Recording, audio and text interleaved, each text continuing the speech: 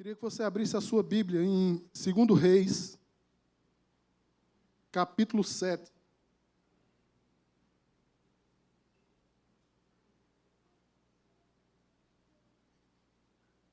Antes de qualquer coisa, eu queria pedir perdão aos irmãos que eu estou um pouco gripado e, de vez em quando, dá uma tossideira, meu amigo. Isso é horrível, né?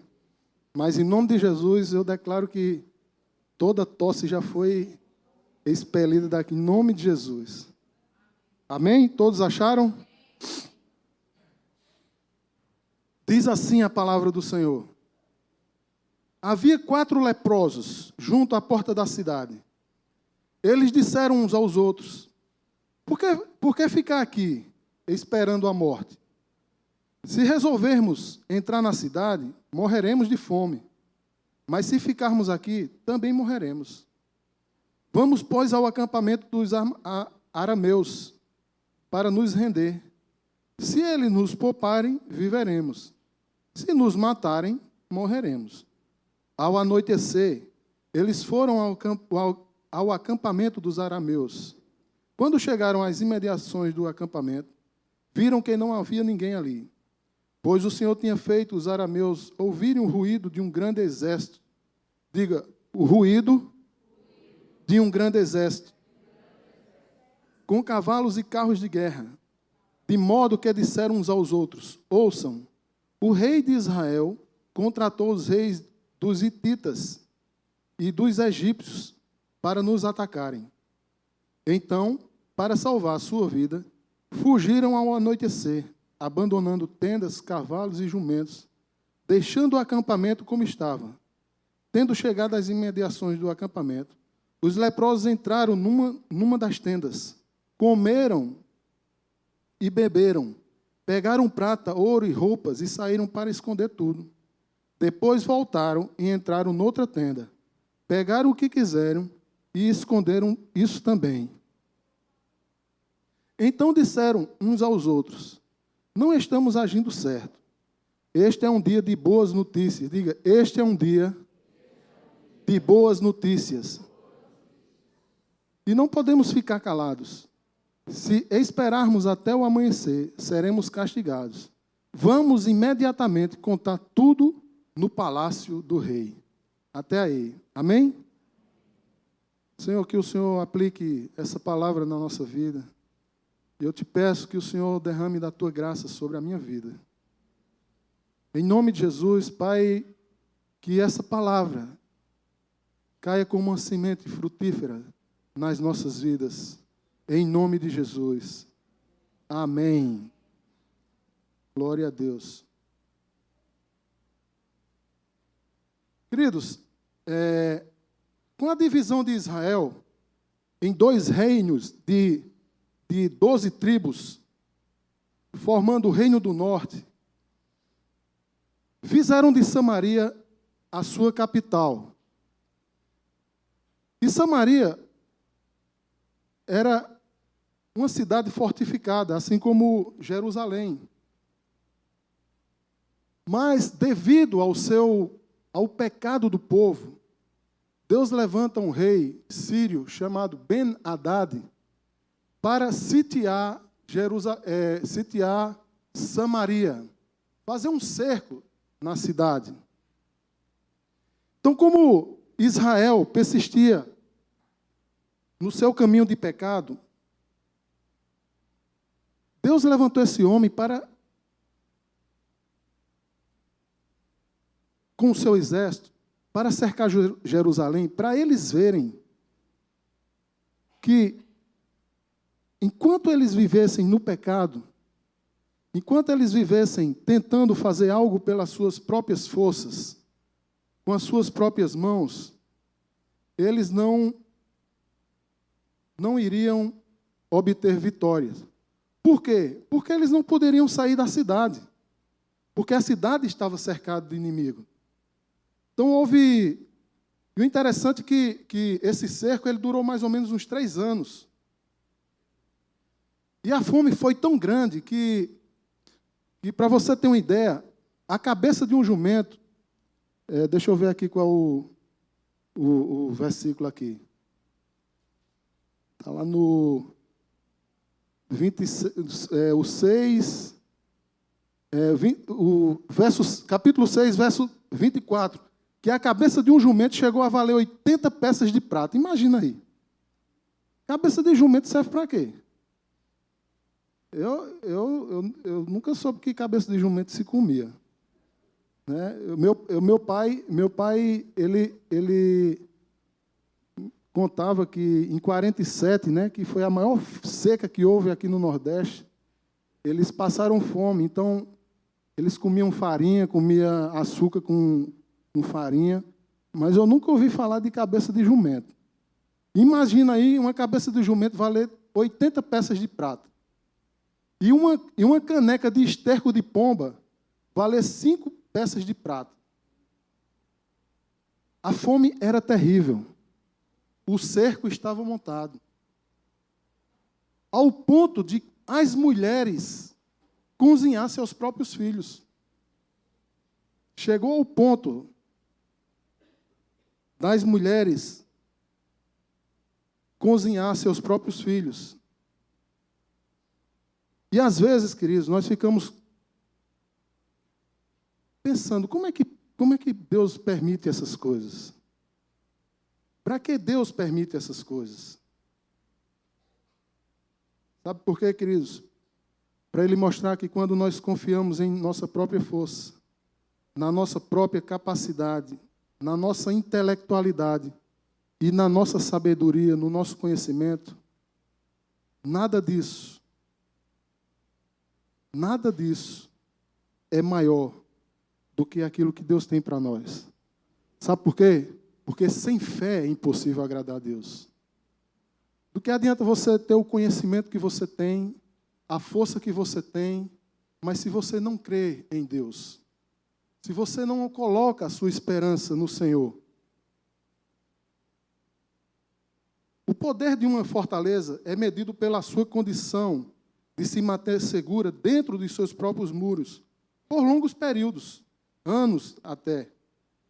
Mas para isso é necessário que dentro dessa cidade haja um local onde tenha uma plantação de verdura, de, água potável para as pessoas beberem. E isso foi negligenciado pelo rei Jorão. Ele não se preparou para isso. Ele não se preocupou em fazer hortas, né, que tem horta, né, que chama, fazer hortas, cavar poços. Não, pelo contrário, ele negligenciou isso. E devido ao cerco da Síria, do rei da Síria, a comida foi ficando escassa. A água foi acabando. E eu me lembrei muito de um exemplo que o pastor Greg Hill fala de um pescador. Esse pescador, ele vivia numa cidade também fortificada. E eles também estavam sitiados, estavam sofrendo um cerco. Só que esse pescador, ele descobriu uma brecha no muro da cidade. E ele saía todos os dias, à noitinha, pescava, ia num rio, pescava, trazia para casa os peixes e alimentava a sua família. Quando foi um dia, chegou um amigo na casa dele e perguntou, rapaz, que peixe é esse que você está pescando? Ele disse, não, é um segredo que eu tenho, eu não posso falar para você, eu não vou falar para ninguém. Não, mas fala aí, rapaz, você está comendo e as famílias estão passando fome. Como é que a gente faz? Ele disse, não vou falar, é um segredo. Eu não posso falar. Ele, tá bom. Quando é um belo dia, ele convida esse amigo para... E esse amigo fica insistindo para ele revelar o segredo daquilo. E ele pescava grandes peixes e alimentava a família, enquanto as outras estavam tudo morrendo de fome. E aquele cara insistiu tanto que ele disse, tá bom, eu vou contar o segredo para você. Olha, em tal lugar no muro tem uma brecha. E todos os dias de tal hora passo lá, pesco e trago os peixes e minha família se alimenta. O cara disse, é mesmo, rapaz? É.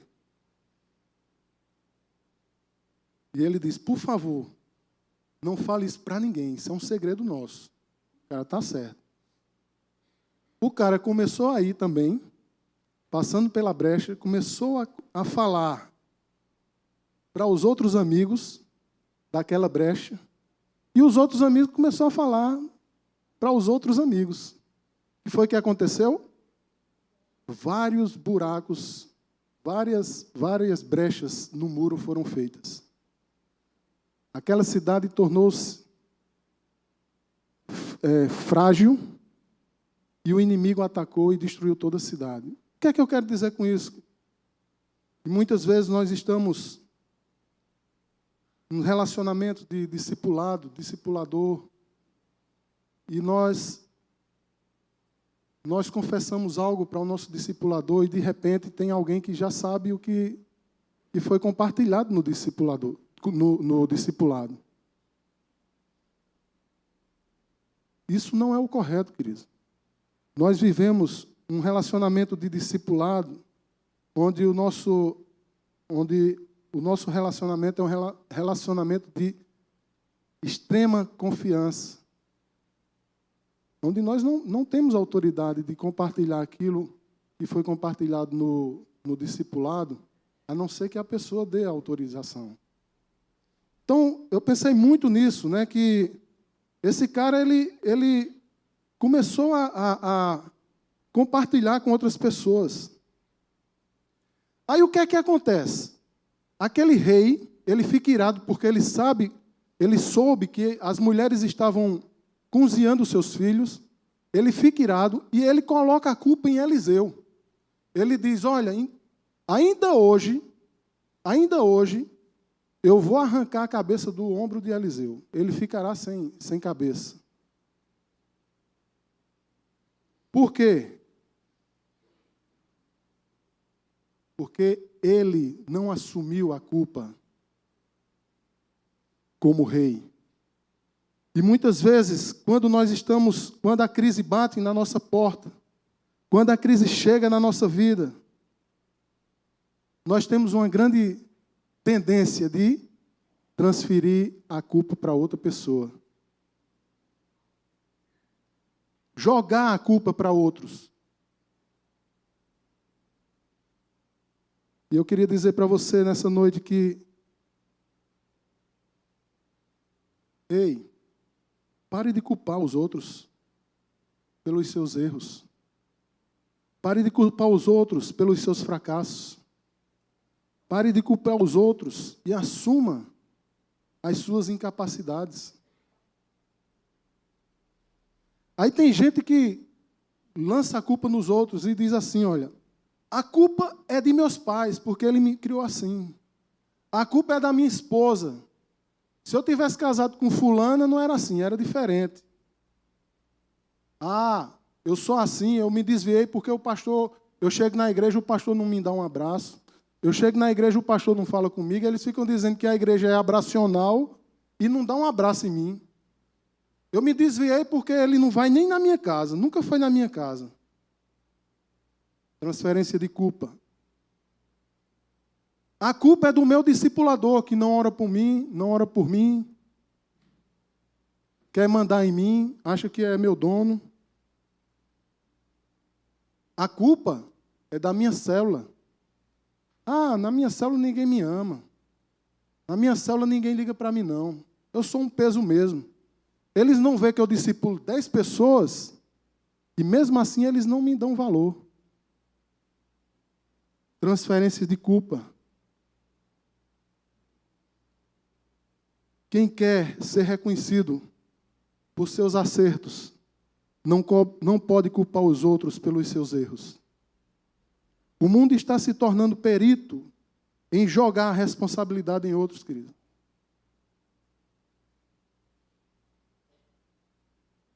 Nós vivemos, sim, num tempo de crise no Brasil. Graças a Deus eu creio que nós estamos saindo. Mas não é nosso papel estar culpando os políticos, estar culpando quem quer que seja. O nosso papel é orar por essa nação. O nosso papel é orar por essas pessoas, para que eles pelo menos tenham a oportunidade de conhecer o verdadeiro Deus. Assim como nós um dia tivemos a oportunidade de conhecer Deus.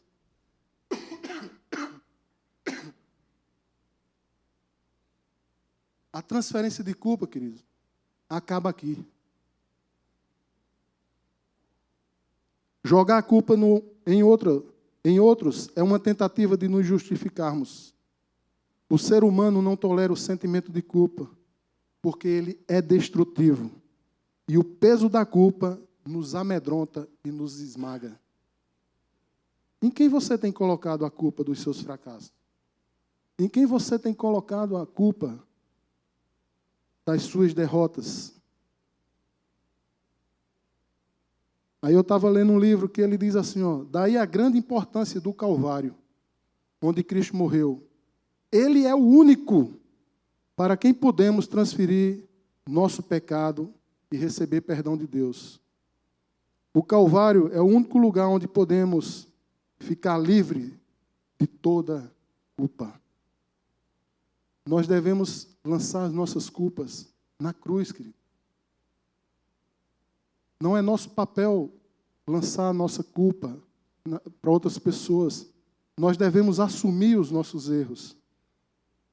A sua fé e a sua confiança não pode jamais ser colocada em outras coisas ou em pessoas. Olha o que o salmista diz lá no Salmo 20, versículo 7. Alguns confiam em carros e outros em cavalos, mas nós confiamos no nome do Senhor nosso Deus. Em quem você tem confiado em tempo de crise? Em quem você tem colocado a sua esperança? Em tempos de crise. Interessante que, no desenrolar dessa conversa, dessa passagem, Deus, aliás, no verso 1 diz assim a palavra do Senhor. Disse então Eliseu, ouvi a palavra do Senhor, assim diz o Senhor, amanhã, quase a este tempo, haverá uma medida de farinha por um ciclo e 2 medidas de cevada por um ciclo à porta de Samaria. Quando Eliseu disse isso, o oficial do rei que tinha ido ao encontro de Eliseu duvidou dessa palavra. Ele não creu nessa palavra, na palavra do profeta. Ele diz assim, impossível. Ainda que Deus faça janelas no céu, isto não pode acontecer. Palavras do oficial. Mas um dia, queridos, Deus muda a história dessa nação. Porque Ele levantou um homem e declarou uma palavra. Amanhã, a esta hora, haverá abundância em Samaria. E eu quero dizer para você nessa noite, amanhã, hoje, agora, se Deus quiser, acabou a sua crise.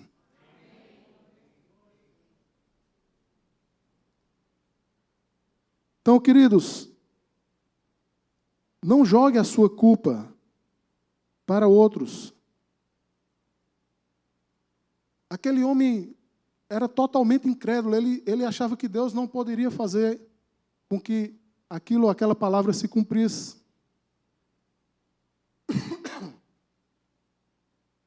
Isso também aconteceu na vida dos apóstolos.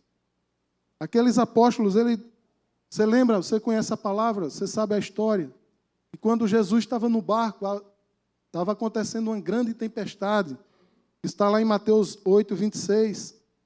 E Jesus acalma aquela tempestade. E ele diz, quem é esse homem que até a tempestade obedece? Eu lembro aqui também que aquele furacão Katrina, foi o último agora, Katrina? Não, qual foi o último agora que... Irma. Todo mundo, ai meu Deus, vai destruir os Estados Unidos, não sei o quê e tal. A igreja se levantando em oração, querido. E eu me lembro que eu estava aqui com o irmão Pedro um dia numa oração das 6 horas da tarde. E nós oramos e... Aliás, foi num sábado, Márcio chegou compartilhando que a irmã dele estava lá em Orlando, desesperada. E nós oramos aqui, Senhor, muda a trajetória daquele furacão. E Deus mudou. Sabe por quê? Nós temos autoridade na palavra do Senhor. Você tem autoridade para calar o vento, mudar de situação. A incredulidade, queridos, é diferente do milagre. E o que é um milagre? Milagre é uma intervenção divina sobre uma situação que você não tem mais controle. Ninguém tinha controle sobre aquele furacão ali. Os caras estão só monitorando. Mas Deus fez um milagre. Ele passou já como tempestade tropical, sei lá. Teve destruição? Teve. Mas não foi da mesma maneira como aquelas pessoas esperavam. Então, o que é o milagre? O milagre é aquela situação que ocorre e por ter ocorrido dá certo. Quando você tentar de tudo, você não conseguiu nada. O milagre sempre, querido, é secundário e com um propósito. Por que eu estou falando de milagre? Porque Deus, e é o título da mensagem, 4 homens e um destino. Eu me lembrei. Aquele faroeste, né? 4 homens e um destino. Tem esse, né? Um faroeste. Quando você... É essa musicazinha aí mesmo. Ah, lá no faroeste é 7 homens, né? Aqui na minha palavra é 4 homens e um destino.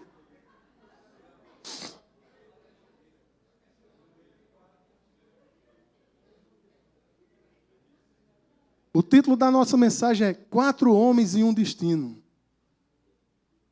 Deus não quer o seu milagre, querido. Ele só quer a glória. Quem precisa do milagre é você, não é Deus, não. E quem define o que é o milagre não é Deus, é você. Deus age. E você define se isso é um milagre ou se isso não é um milagre. Você é quem define. Portanto, toda vez que você ouvir falar de milagre, não tente racionalizar o irracionável. O irracional. Não tente explicar o inexplicável. E não tente entender o que não pode ser entendido. Sabe por quê? Porque você não vai entender. Seu pai não vai entender. Sua mãe não vai entender. Sua família não vai entender. A igreja não vai entender. Os médicos não vão entender. Muito menos eu. Então não tente entender o milagre. Dê a glória para Deus, porque aquilo que Ele promete, Ele cumpre. Deus não prometeu por minha causa, nem por sua causa. Porque Ele não precisa nem de mim, nem de você. Aí Deus olha lá do céu, para toda aquela situação que estava acontecendo ali em Samaria, fome terrível, povo começando a ficar desesperado. Aí Deus olha assim e diz: prometi. Agora preciso cumprir o que eu prometi. Preciso arranjar alguém para cumprir aquilo que eu prometi. Porque Eliseu não tinha dado uma palavra dizendo que Samaria, para aquele oficial. Aí Deus, lá do seu sublime trono, fica olhando. Deixa eu ver um sacerdote. Aí Deus olha. Aí, vou procurar um levita. Aí Deus procura um levita. Deixa eu ver alguém na igreja. Aí Deus olhando. Aí Deus... Deixa eu ver se tem alguém da intercessão. Aí Deus...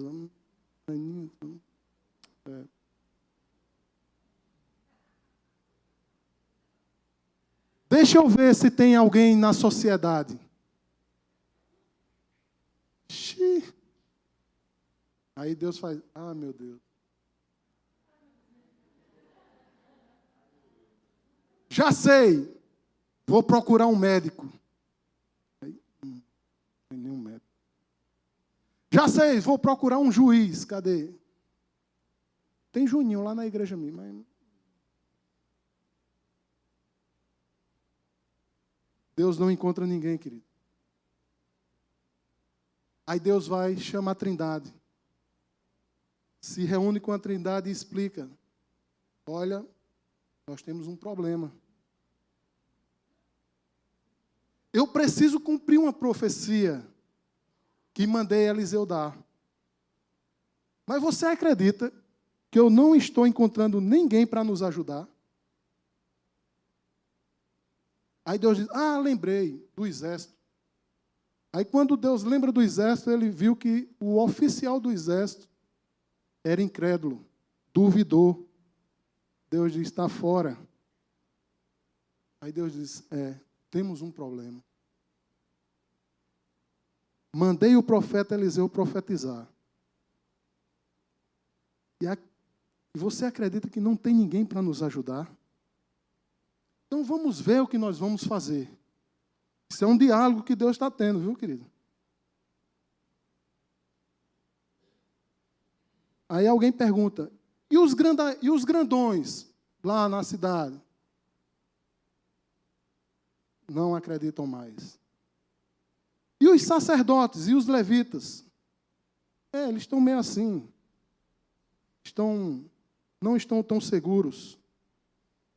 E os soldados do exército? Esses nem se falam. Aí Deus diz, está difícil.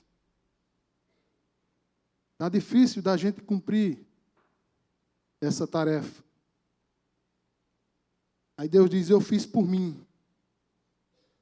Eu não preciso de ninguém. Aí alguém pergunta assim, mas se o Senhor não precisa de ninguém, por que o Senhor quer usar alguém? Aí Deus diz assim, eu gosto de usar alguém para honrar. Então alguém diz assim, é verdade, Deus, está difícil, não tem ninguém.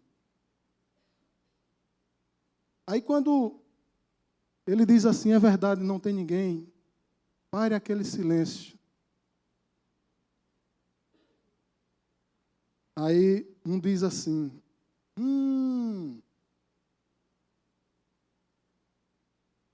me lembrei.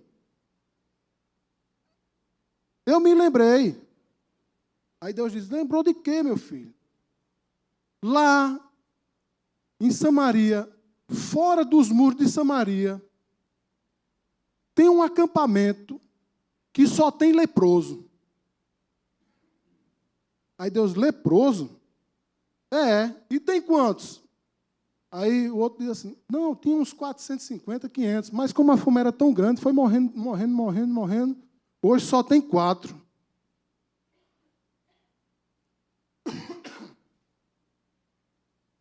Vamos chamar eles, os 4. Eles são leprosos, já estão lascados mesmo.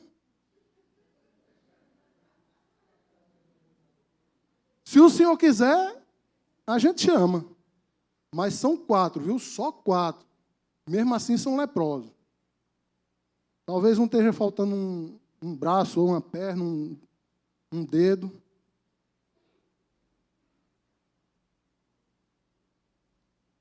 E quando Deus olha para o acampamento daqueles leprosos,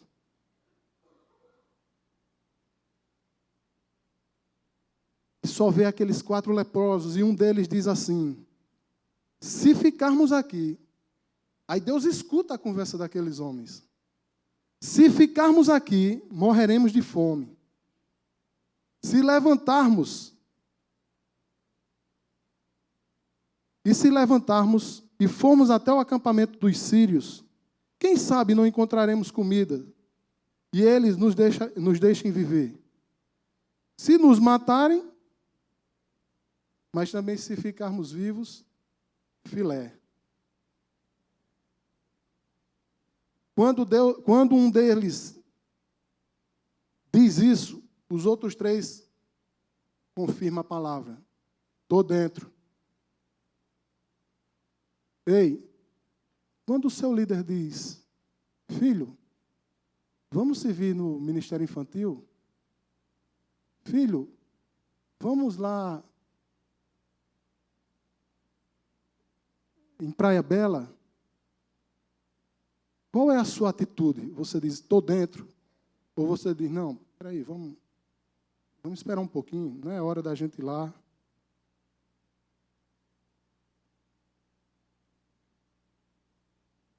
Ei, quem diz a última palavra na sua vida, quem determina a última palavra na sua vida não é você, não é o homem, é Deus.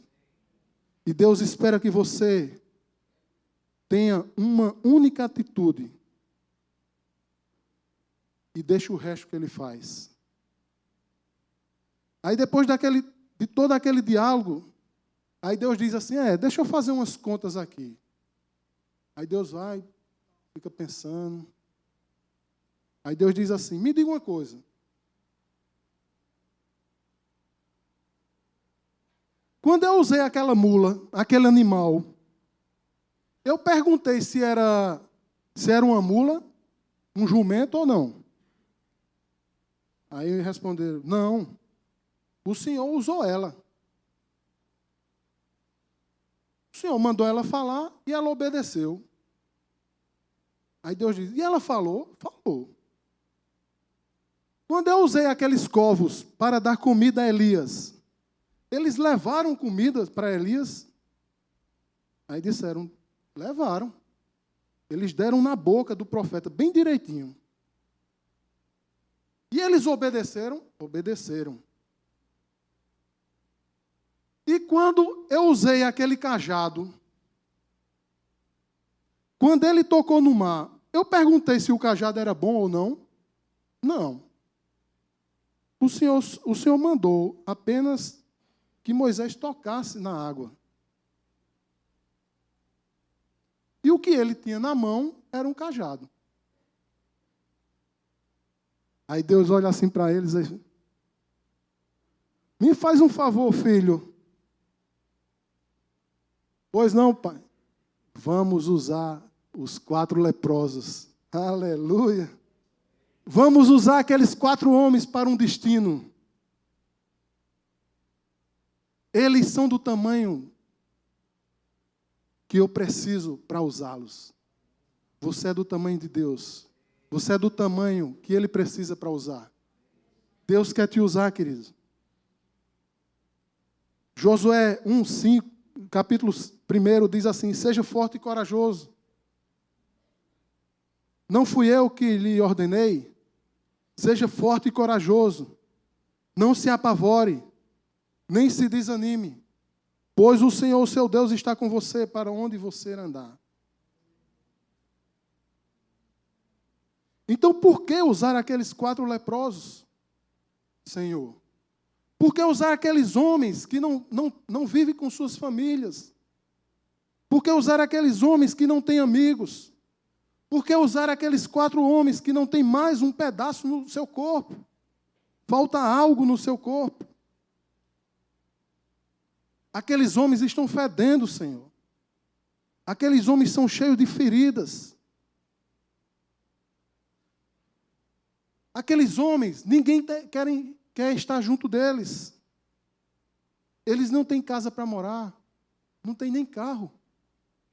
Por que o Senhor quer usar aqueles homens?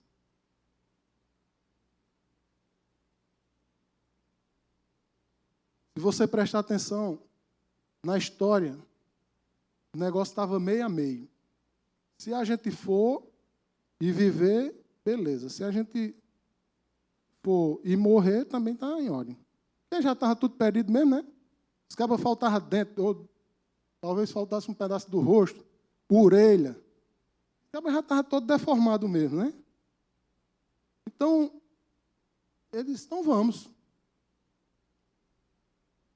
Não importa como você está. Deus quer te usar do jeito que você está. do jeito que você é. Ah, mas eu sou leproso. Ei, Deus quer usar os leprosos também.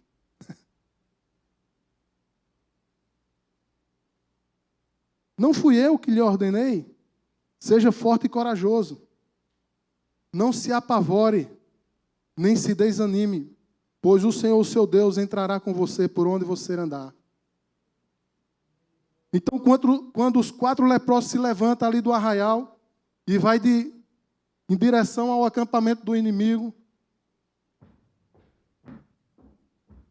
o exército do inimigo escuta e diz: pelo amor de Deus, meu amigo, o rei de Samaria contratou todos os exércitos. Vamos correr daqui. Não ficou um.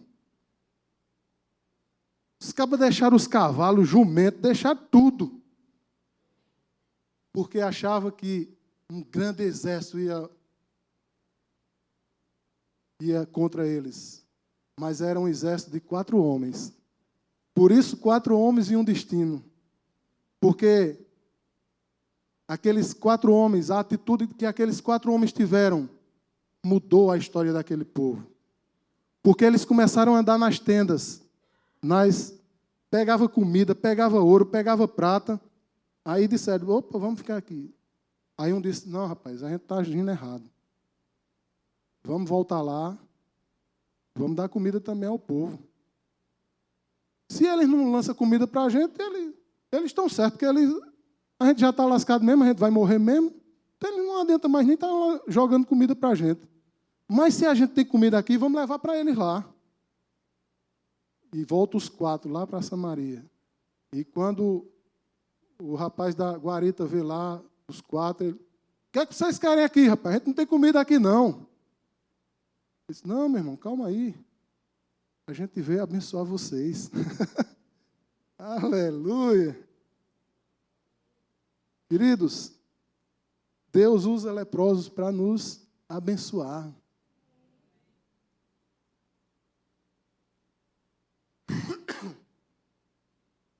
Se Deus usou aqueles 4 leprosos, Ele também quer te usar. E eu profetizo na sua vida hoje, em nome de Jesus.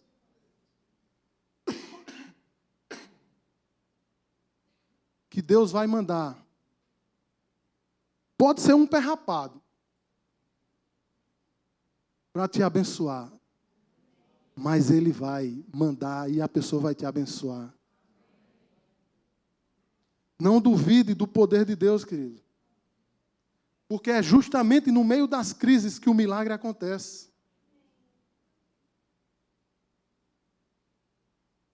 Então não se abale. Permaneça firme. Porque se nós permanecermos firmes, a vitória é certa. Se você crer na palavra de Deus, no Salmo 125:1, que diz: os que confiam no Senhor são como o monte de Sião, que não se abala, mas permanece para sempre. Você tem olhado para o monte? Você tem confiado no Senhor? Você tem essa esperança de que, em meio a todo o caos, Deus é Deus para suprir todas as suas necessidades?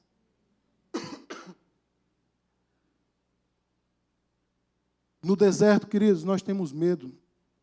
No deserto, nós temos pavor. No deserto, nós somos afligidos. No deserto, nós somos provados. No deserto, nós sofremos angústias. Angústias profundas da alma. Eu não sei como você chegou aqui nessa noite, nessa tarde. Deserto é lugar de necessidade. Mas também deserto é lugar de conquistarmos grandes vitórias. No deserto, Deus está nos moldando. No deserto, Deus está fazendo uma grande obra em nossas vidas. No deserto, Deus está nos ensinando. No deserto, Deus está nos capacitando. E no deserto, você será uma pessoa que Deus certamente terá o prazer de usar. Porque Ele sabe que depois de trabalhar em você, depois de fazer em você uma grande obra, então chegou o momento do Senhor de te tirar do deserto para te usar com grande poder. Assim como ele tirou aqueles 4 leprosos ali daquele acampamento. Os leprosos não fizeram nada, só fizeram caminhar. Rapaz, olha, será que vai dar certo? Se a gente chegar lá no morrer, será que a gente vai morrer? Se morrer, está tudo em ordem. Aí o inimigo escuta aquela zoada, aquele som. Eu imagino o chão tremendo por causa de 4 homens. Deus vai levantar 4 homens poderosos, 300 homens poderosos aqui nessa cidade, para abalar as estruturas dessa cidade, querido. Em nome de Jesus. Então não se abale, porque neste deserto o Senhor está contigo. Deus vai te dar vitória. Em nome de Jesus.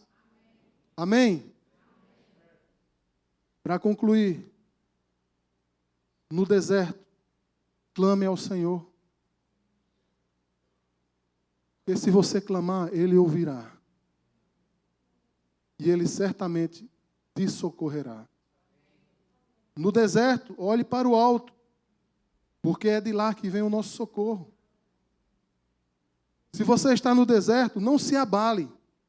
Permaneça firme, porque a nossa vitória é certa. Amém? Feche os seus olhos, vamos orar.